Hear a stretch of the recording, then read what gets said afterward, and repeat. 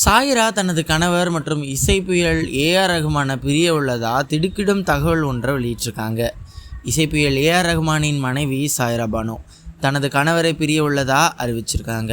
செவ்வாய் இரவு, அதாவது நவம்பர் 19ஆம் தேதி பத்திரிகையாளர்களுக்கு அளித்த ஒரு அறிக்கையில் இந்த திடுக்கிடும் தகவலை வெளியிட்டிருக்காங்க.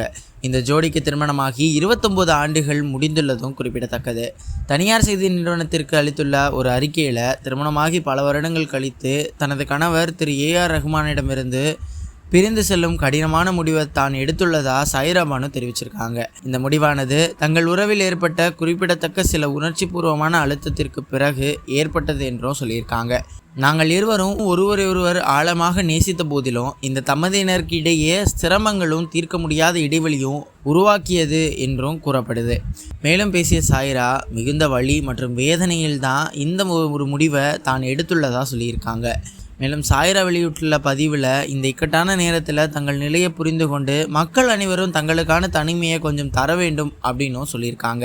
இசைப்புயலுக்கு கடந்த 1995 தான் சாயிராவுடன் திருமணம் நடந்து முடிஞ்சிச்சு. இருவருக்கும் நடந்த இந்த திருமணம் பெற்றோர்களால் நிச்சயிக்கப்பட்ட திருமணமாகும்.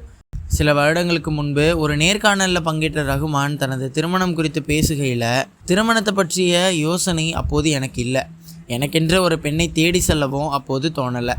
ஆகவே என் அம்மா பார்த்த பெண்ணை தான் நான் திருமணம் செய்து கொண்டேன்.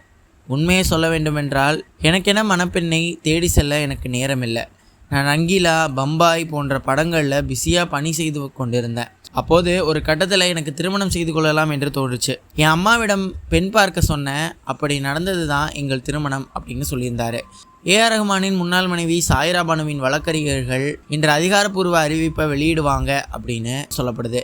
அவரது வழக்கறிஞர்கள் வந்தனா ஷா அவர் சார்பில் ஆஜராகி வாதாடினார். இந்த தம்பதியினர் தங்கள் திருமண வாழ்க்கையில் கடந்த சில காலமாக உணர்ச்சி பூர்வமான சில சவால்களை எதிர்கொண்ட நிலையில் இந்த முடிவு எடுக்கப்பட்டுள்ளது அப்படின்னு சொல்லப்படுது.